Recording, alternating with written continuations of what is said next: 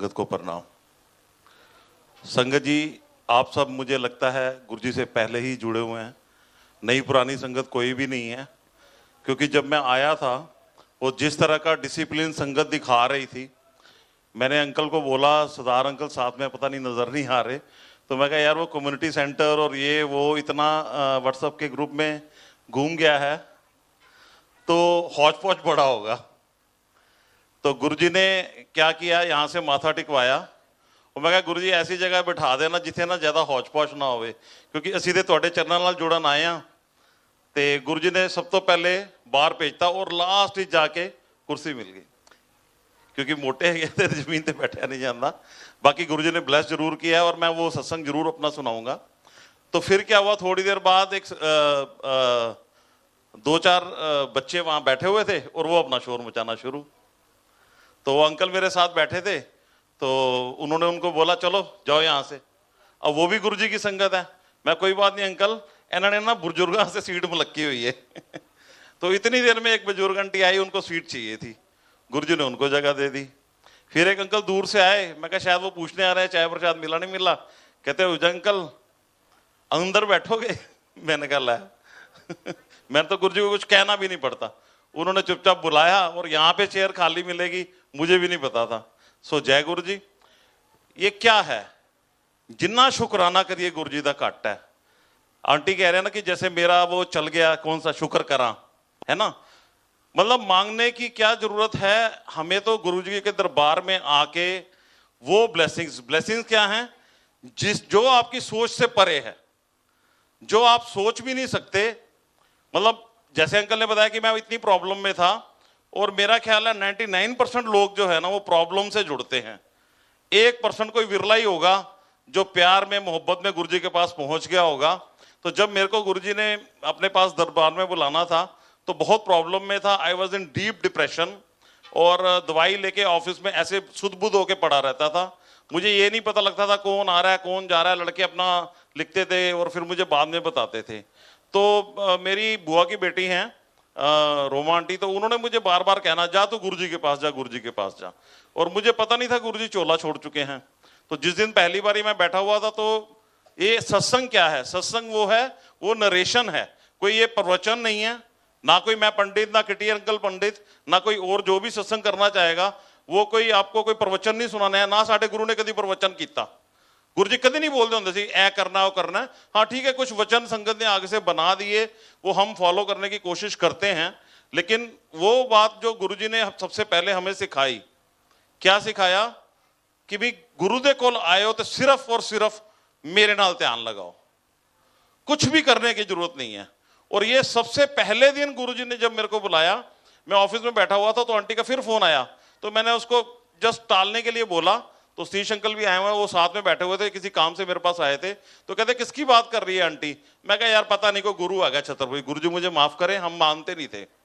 तो क्यों नहीं मानते थे, मैं दो शब्द हमेशा कहता हूं अपने सत्संग में, गुरु जी कहलवाते हैं कि मैं ये मानता था उल्टा, कि मैं ये कहता था कि जो हमने दो शब्दों में दो लाइनों में सुना था कि गुरु गोविंद दोनों खड़े किसके लागू पाए, बलिहारी गुरु आपना जिन गोविंद दियो मिलाए या दिखाए।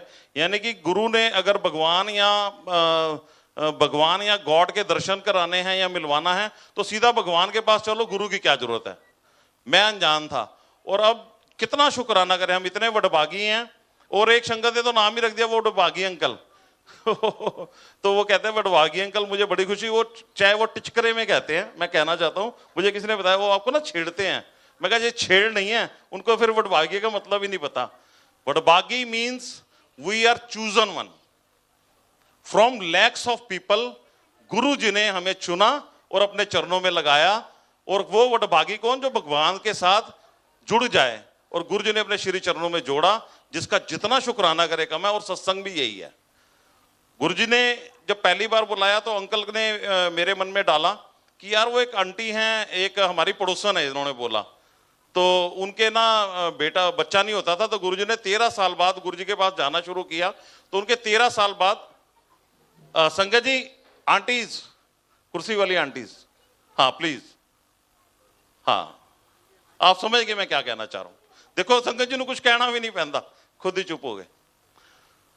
सो पता की होंदा, लिव टुट जाती है जो गुरु जी कहलवा रहे होंगे ने। तो 13 साल बाद उनके बच्चा हुआ, गुरु जी ने उनको बेटा ब्लेस किया। हमें ये मीनिंग फिर भी नहीं पता था कि बेटा ब्लेस क्या होता है। मैंने मन में सोचा यार मेरे भी बिटिया बड़ी है और 9.25 साल बाद मेरे को महामाई, मैं महामाई को मानने वाला, तो महामाई ने, माता रानी ने मेरे को 9.25 साल बाद मेरा बेटा दिया, वो उससे छोटा है। फिर ये कहते हैं एक और भैया हमारे साथ में रहते हैं, उनके पास टूटा हुआ स्कूटर था और जब वो गुरुजी से जुड़े थे उनके पास लंबी लंबी गाड़ियां। मेरे मुंह में पानी आ गया। संगत जी मैं साफ कह रहा हूं, सत्संग क्या है? सच का संग, सच बोलना है। मैंने कहा यार जरूर कोई शक्ति होगी, चलते हैं, चल यार लेट अस ट्राई। पर गुरुजी की कहते होंगे सी, लेट अस ट्राई मेरे वाले मेरे को बड़े आंदे ने, है ना, कहते होंगे, कहती आजा आंटी, लेट अस ट्राई वाली आंटी है, ट्राई करना ही गुरुजी पहचान जाते थे।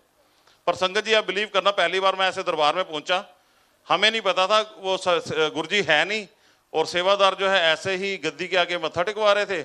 मैं कहा यार कर क्या रहे हैं? सामने शिव जी की मूर्ति है, गुरु नानक देव जी की वो स्वरूप लगा हुआ, और ये मत्था कहाँ टिकवा रहे हैं? संगत जी मैं अधबने मन से बाहर आ गया।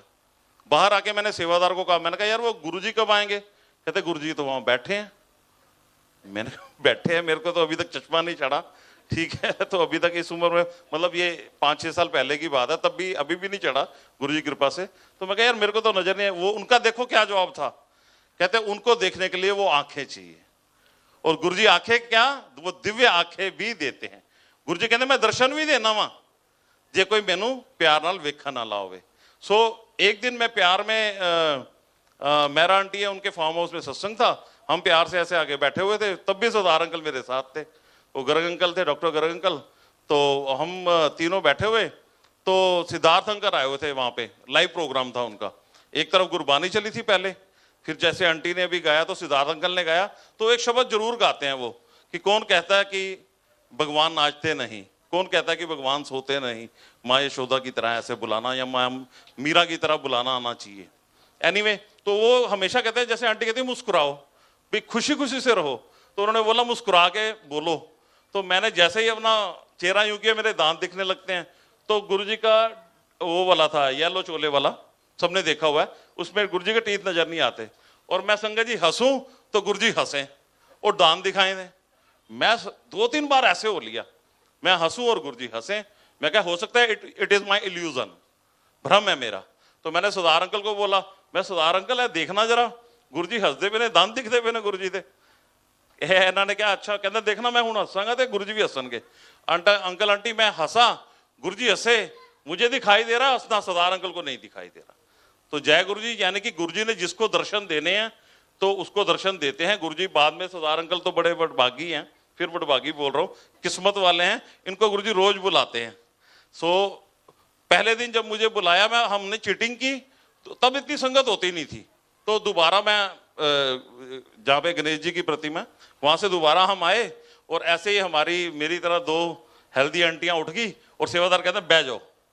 और मैं असमंजस में कि मेरी कमर की प्रॉब्लम है, अंकल आंटी में ऐसे सीधा खड़ा नहीं हो पाता था। 5 मिनट बाद मुझे ऐसे होना पड़ता था, क्योंकि मेरी लंबर बोन में जो वर्टिब्रास है, जिसको हम L1 L2 L3 कहते हैं, मेरी डिस्क हिली हुई थी, और मेरे को बहुत ज्यादा प्रॉब्लम थी, और जिसका ऑपरेशन के अलावा कोई इलाज नहीं था। पर मैं गुरु से मांगने वो नहीं गया था, और जो मांगने गया था वो भूल गया। मुझे आंटी ने बोला कि भाई तूने क्या करना है वहां जाके, कि गुरुजी के आगे अपनी सारी जो प्रॉब्लम है ना बता देनी है उनको जाके। और अंकल आंटी मैंने जिंदगी में कभी शिव को नहीं माना, मैं कानों को हाथ पकड़ता हूं, लगाता हूं, क्योंकि मैंने महामाई को माना, मैंने हनुमान जी को माना, जो हमने सीखा बड़ों से, जो हमारे घर में होता था। बाई चांस नहीं था कोई ऐसा शिव को मानने वाला, तो मैंने नहीं माना। और उस दिन जो गुरुजी ने मुझे बिठाया आलती पालती मार के, अंकल आंटी अगर मैं 5 मिनट खड़ा हो सकता हूं, तो मैं 10 मिनट से ज्यादा बैठ नहीं सकता था आलती पालती मार के, वो भी टेक लगानी पड़ती थी, अभी भी नहीं बैठ सकता। तो गुरुजी ने मुझे, अंकल ने नोट किया, 42 मिनट्स बैठाया। और जब हम बाहर निकले, और ऐसा शरीर हो चुका था जैसे बिल्कुल बिल्कुल खाली, हरिद्वार जाते हैं ना अंकल, नहा के निकलते गर्मियों में, तो चोटी वाले की 5 पुड़ियां फालतू खा जाते हैं, ऐसा शरीर की कुछ है ही नहीं, मन में कुछ नहीं। और मैंने वहां पे बैठ के, अंकल आंटी क्या बोला, 42 मिनट सिर्फ ओम नमः शिवाय। हालांकि मेरी बुआ की बेटी ने मुझे वो जो मंत्र जाप है हमारा, ओम नमः शिवाय शिवजी सदा सहाय, वो बताया था, मैं सब भूल गया, कुछ नहीं बोलना पाया। और गुरुजी ने वो सब धीरे धीरे धीरे धीरे ठीक करना शुरू किया, जिसमें काफी सारे सत्संग है, जिसमें मेरी कमर का सत्संग है। गुरुजी ने पहली बार डुगरी बुलाया, सिंपली एक झाड़ू लगवाया दरबार में, ऊपर जो लोग संगत गई इतना ही बड़ा ही दरबार है, तो वो लंबाई वाली जगह मुझे मिल गई। मैं झाड़ू लगा ला, आधे रास्ते बस हो गई, अंकल आते मैं सेवा कर देता हूँ। मैं कहा नहीं, सेवा मुझे मिली है, मैं ही करूंगा। मैंने पूरी सेवा की, एक तरफ का पूरा झाड़ू लगा के साफ किया। उन दिनों सिर्फ, अभी भी मुझे नहीं पता एक दिन खुलता है या नहीं, कब खुलता है, तो उन दिनों तो बकायदा एक ही दिन खुलता था, अभी मुझे नहीं मालूम बीच में खुलता है कि नहीं डुगरी का दरबार। तो पहले जब सत्संग हो जाता था तो पूरी सफाई करके फिर बंद किया जाता था उसको। फिर हम आगे आए, मैं गुरुजी के आगे बिल्कुल आके लेट गया, 2 आंटी मेरे साथ थी। तो इतनी देर में आंटी आई, कहते उजांगल की गल है, थक गए? मैं कहा हालत तो अंदरों खराब है। कहते ये जैसे रंगोली सजी हुई है, अब आप देखो वहां कितनी लंबी रंगोली होती है। कहते उठाओ सारी। मैं कहा जय गुरु जी। गुरु जी ने सेवा दी, अंकल आंटी वो ने वो सेवा की, गुरु जी के आगे माथा टेका, फ्रेग्रेंस आई और पीछे कड़क की आवाज आई कमर में। जब मैं सीधा खड़ा हुआ और मुझे लगा कि अब एम्बुलेंस बुलानी पड़ेगी, अभी उन दिनों हॉस्पिटल बना नहीं था, उसकी इनॉग्रेशन थी। तो मैंने कहा जी जय गुरु जी, और वो गुरु जी ने मुझे ब्लेस किया। उसके बाद लाइफ दी। संगत जी, ये एक छोटी सी ब्लेसिंग है जो मैं नहीं मांगी थी, गुरुजी ने मुझे दी, और ऐसी अनेकों ब्लेसिंग है। और सिर्फ गुरुजी के पास आके सीधा जुड़े। और सोनिया आंटी के अपने सत्संग भी इसी तरह के हैं।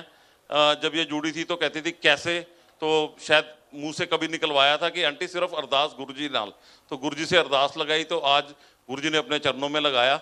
सो जितना शुक्राना करें, शुक्र करा गुरुजी तेरा शुक्र करा, तुसी अपने चरणों नाल लगाया और इतनी प्यारी संगत नूं मिलाया और हमें बड़ा मंदिर दिया। और सेवादारों की तरफ से ये रिक्वेस्ट है, जो भी सेवा में हैं, एक तो उनकी बात माने, और दूसरी बात जो बाहर लंगर ले रहे हैं, अपना लंगर पूरा फिनिश करना, ये सबको पता है मेरा ख्याल है आजकल, और लंगर लेके वहीं से आज्ञा लेंगे। गुरुजी हर जगह नहीं तो हौच पौच हो जाएगा। और ये मेरी रिक्वेस्ट है, हाथ जोड़ के जैसे सेवादार आपको बोले हमें वैसे अनुसरण करना चाहिए। गुरुजी को डिसिप्लिन बहुत ही पसंद है। सो जय गुरुजी, शुक्राना गुरुजी, आपने बुलाया, सत्संग करवाया, थैंक यू गुरुजी, जय गुरुजी।